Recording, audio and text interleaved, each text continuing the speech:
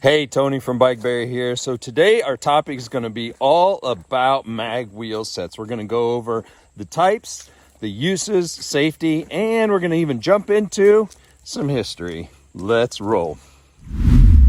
Before we jump into the rest of the video, I want you to know that I contacted my good friend Alex Nave of Motored Life. He's been using mags for years with a lot of success, so I'm sharing his most important tips, so you'll hear from him. And the second thing is I did a video how to properly mount tires on mag rims. So here's the link. Go check that out. Let's roll. Let's start with a short history lesson. So mag wheels are invented in the 1930s for fixed road bikes, meaning the bike was on a straight path, glued to the road, and they were going for speed, rigidity, consistency, right? So then throughout the years, those were developed, and then everybody else took them like, oh, those are cool. Those are cool. So like when I was a kid, freestyle bikes were a thing, and mag wheels were on those. There was magnesium ones, plastic ones, all kinds of different ones. And now today, they're on little kid bikes all the way up to really high-end racing bikes. So there's a big variety out there that have made people not so sure of their actual use like they were in the beginning. So fixed road bikes was that origin. Let's look at the different types that are on the site. Click on the wheels and brakes tab, take you right to that page. At the top, you'll see the mag wheel sets, and then you'll see the spoked wheel sets below it, plus all the brakes and everything below that. We're going to click on the 10 spoke star motorized bike ones. These are the ones that I have in the shop because they're the most popular sellers on the site. Look right away and you'll see it has front and rear disc brakes already on it, plus the calipers. And then it has this rear sprocket already attached, one of the pressed steel ones, which I found is really great for this. It really works well. If you look, it has silver, black, and red. Super cool. Next up, we're going to look at what I call the 6-spoke mag wheel set. Again, you're going to have front and rear disc brakes, plus you're going to have the sprocket on there, plus you're going to get the calipers, so you'll be ready to roll. These come in white, gray, black, and red. And finally, let's look at the 3-spoke. This is the one that I know Alex buys a lot of. He loves them. So they come in white, gray, red, and black. Again, they have front and rear disc brakes, plus the calipers, and you get that rear sprocket on there. Really great. You like a certain type. Tell me about that. Yeah.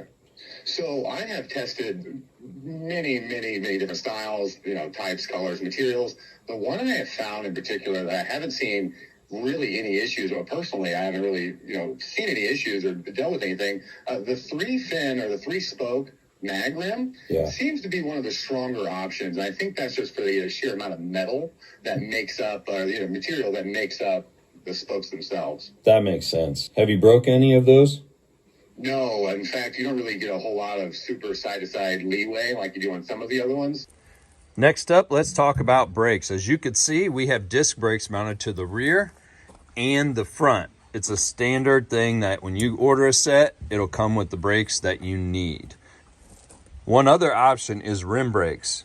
We never, ever recommend using those because the rubber will wear through the material. The material is not meant to be rubbed on and grabbed like that because it'll actually wear through and cause a failure. I think you even sell it with the brakes and everything, which definitely recommended. Yeah. But it comes with the disc brakes that you need, which is awesome. Yeah. And I got stuck with that. I mean, I think I found those several years ago, and I have ordered numerous sets.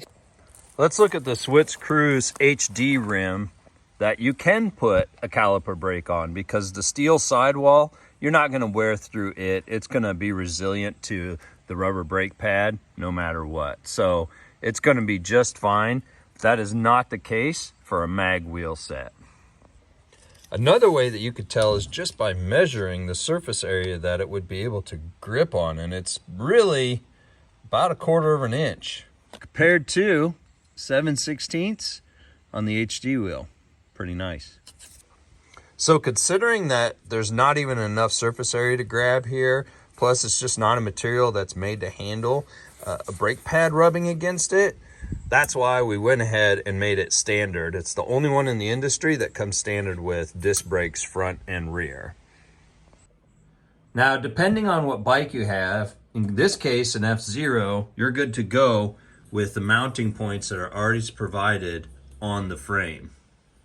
Beach cruiser bikes like the Swiss Cruise don't have the mounting holes to mount the caliper. So you're gonna wanna check the link below for this bracket. That's a billet aluminum adapter that you bolt onto the center hub.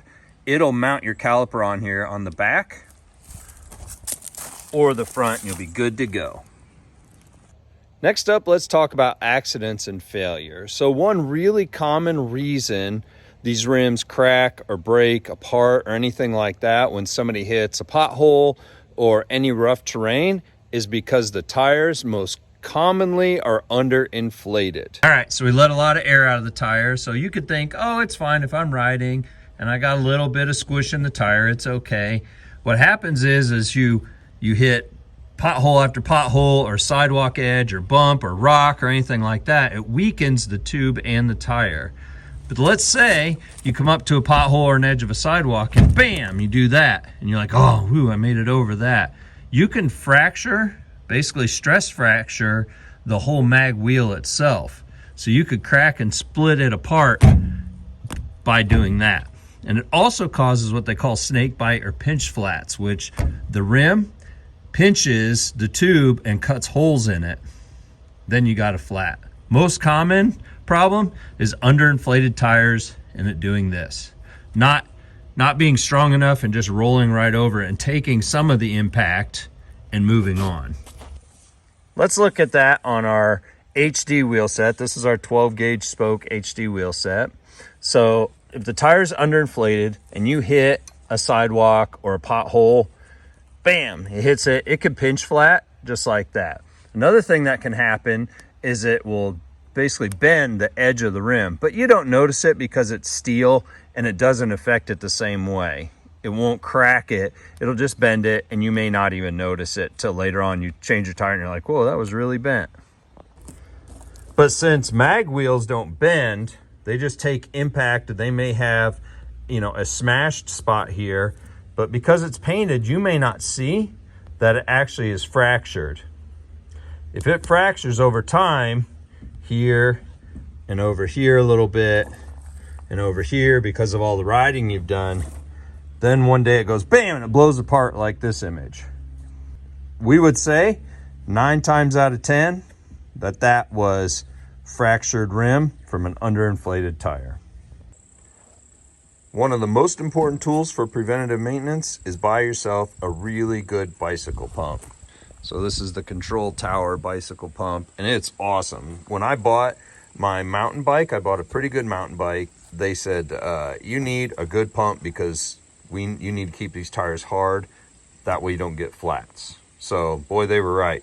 So you can fill it up with the proper amount. You know exactly what it is. You could do it every time before you ride. So I've adopted this to the motorized bicycles also. So get yourself a good pump, and that'll be awesome preventative maintenance. That'll save yourself from headaches of underinflated tires. Another step in your preventative maintenance plan is to always check the axle bolts. Since this is a freewheel system, you literally have bearings and an axle bolt. There's no other parts in there. And sometimes these can back out. So when it's mounted on your bike, just give the whole wheel a shake a little bit and you'll see if it's loose in there or not. And then you could take care of it. So I do that pretty much every time I ride just to make sure. Or any of these loosening, keep those tight. Or any of these loosening, keep those tight. Another thing is torque related damage. So that's when your chain is grabbing onto your sprocket as it should, your wheel is stationary, and you're aggressively, you know, putting pressure on it from the engine, like popping your clutch and all that stuff to take off a little faster. Every time you do that aggressively, it starts to affect this area. So you could see that if it's done over time too aggressively, this is what happens. So preventative maintenance, try to pay attention to how much torque related damage you might be doing to your wheel sets.